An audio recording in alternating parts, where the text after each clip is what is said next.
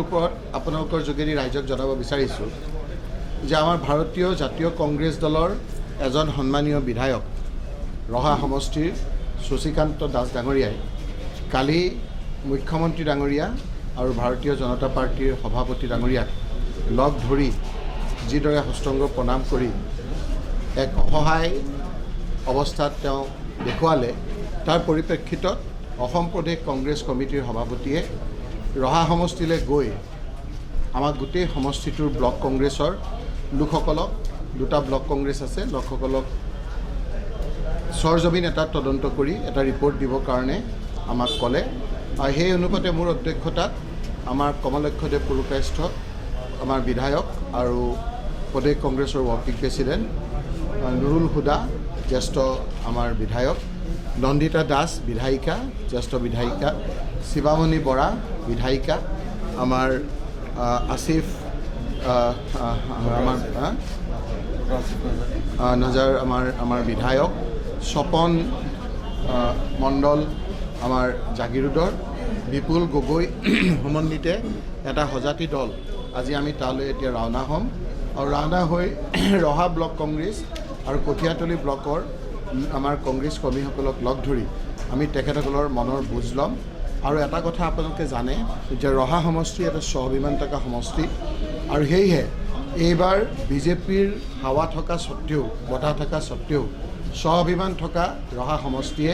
শশীকান্ত দাসক কংগ্ৰেছৰ প্ৰাৰ্থী হিচাপে বিজয়ী কৰিছে তাৰ প্ৰধান কাৰণ হ'ল যে বৰ্তমান মাননীয় মুখ্যমন্ত্ৰী ডাঙৰীয়াক ব্যক্তিগতভাৱে ৰহা সমষ্টিৰ মানুহে বেয়া পায় তাৰ প্ৰধান কাৰণ হ'ল যে এইমছ এখন আহিছিলে Indian institute of medical science আৰু তাত সকলো তাত মাটি ঠিক হৈ যোৱাৰ পাছত জোৰ জবজ কেন্দ্ৰীয় চৰকাৰৰ পৰ্যবেক্ষক আহি সেইখিনি মাটি এইমছখন হ'ব লাগে বুলি ধাৰ্য কৰাৰ পাছত তেওঁৰ মন্ত্ৰিত্বৰ জোৰ দি তেওঁ সেই ৰহাৰ পৰা এইমছখন উঠাই লৈ আহিছিলে সেইটো এটা ৰহা সমষ্টিৰ স্বাভিমান থকা সকলো শ্ৰেণীৰ ৰাইজ বিজেপিৰ লোকসকলো ক্ষোভিত হৈছিলে আৰু ৰাজপথলৈ নামিছিলে গণতান্ত্ৰিকভাৱে আন্দোলন কৰোঁতে মিণ্টু দেউৰী নামৰ এজন যুৱকক বুকুত গুলিয়াই দিছিল আৰু হত্যা কৰিছিল এনেধৰণৰ কথাৰ কাৰণেই এইবাৰ বিজেপিৰ ইমান বতাহ থকা স্বত্তেও শশীকান্ত দাস যিজনে এজন নিষ্ঠাৱান কংগ্ৰেছ কৰ্মী আছিল NSY কৰিছিল আলফাৰ দিনতো তেওঁক বিভিন্ন ধৰণৰ অত্যাচাৰ কৰিছিল তেওঁ কিন্তু কংগ্ৰেছ এৰা নাছিল আজি তেওঁ লোভত পৰি যিদৰে কংগ্ৰেছৰ পৰা ত্যাগ কৰি বিজেপিত তেওঁ গৈছে সেই পৰিপ্ৰেক্ষিতত তেখেতক কাৰণ দৰ্শোৱা জাননী দিছে কিন্তু আজি বিজেপিক আপোনালোকে দেখিছে যে তেওঁলোকেও ভয় খাইছে তাত উপ নিৰ্বাচন ফেচ কৰিবলৈ বিচৰা নাই আৰু সেইকাৰণে এক নীতি বহিৰ্ভূতভাৱে কালি অসহায় হিচাপে মুখ্যমন্ত্ৰী ডাঙৰীয়াই যিকোনো প্ৰকাৰে ক্ষমতা লাগে তেওঁলোকে কৈছে যে লবিত আমাৰ তাত বহিব চৰকাৰৰ লগত শশী দাস থাকিব তাৰ মানে তেওঁ গম পাইছে যে ৰহা সমষ্টিত যদি উপ নিৰ্বাচন হয় তেতিয়াহ'লে বিজেপি যে ধৰাশায়ী হ'ব সেই কথাখিনি গম পোৱাৰ কাৰণেই তেওঁলোকে এতিয়া তললৈ গৈ কিমান তললৈ গৈ এই ধৰণৰ কিছু পদক্ষেপ ল'ব বিচাৰিছে আইন আছে কানুন আছে এনেকুৱা বহুত আপোনাৰ নজিৰ আছে যে যিটো দলৰ পৰা জিকে এণ্টি ডিফেকশ্যন বিলৰ যোগেদি তেখেতৰ MLA-শ্বিপ যাব তাত আমাৰ নতুনকৈ আমাৰ বিধায়ক জিকি আহিব এই গোটেই কথাখিনি সৰজমিন এটা চাই আমি আমাৰ কংগ্ৰেছ কৰ্মীসকলক লগ ধৰিবৰ কাৰণে আমাক এটা সজাতি দল আমি তালৈ ৰাওনা হ'ম আৰু ৰাওনা হোৱাৰ প্ৰাক মুহূৰ্তত আপোনালোকৰ যোগেদি এই কথাখিনি ৰাইজক আৰু ৰহাবাসী ৰাইজক আমি জনাইছোঁ ৰহাৰ এটা স্বাভিমান আছে আপোনালোকক কৈছোঁ ৰহাৰ মনটো এনেই ঠিক নহয় যে এইমছখন উঠাই আনিছে তাতে আকৌ ৰহাৰ বুকুত এটা ক'লা দাগ লগাই দিছে যে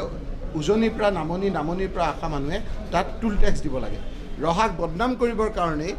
তাত টুল টেক্স দিয়া বুলি ৰহা মানুহে ভাবিছে গতিকে ৰহাৰ স্বাভিমানত যি বিজেপিয়ে আঘাত আনিছে আজি মুখ্যমন্ত্ৰীয়ে যি আঘাত আনিছে তাক এসেকা দিবৰ কাৰণেই আজি প্ৰদেশ কংগ্ৰেছে আমাক এটা দল পঠিয়াইছে আমি এইসকলে তাত যাম কথাখিনি পাতি আহি আমি দুদিনৰ ভিতৰতে তাৰ ৰিপৰ্ট জমা কৰিম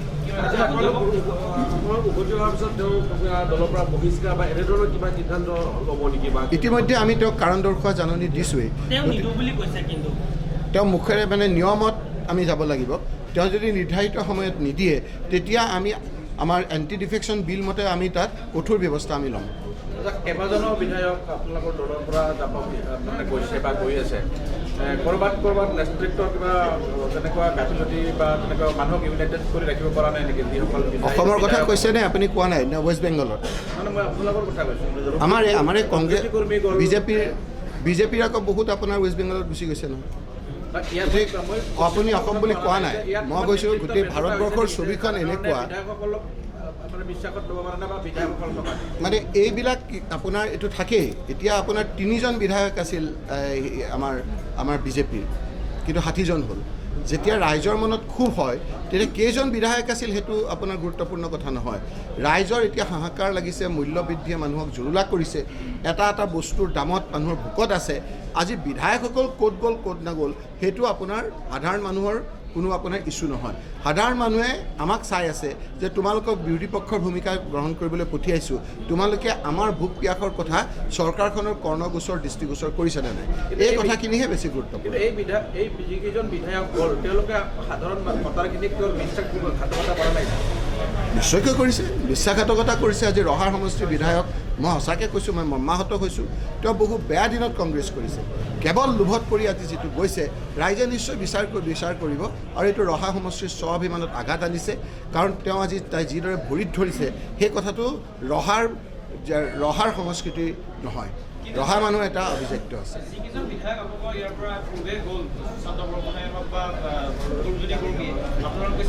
জনসাধাৰণক বিশ্বাসঘাতকতা কৰিছে কিন্তু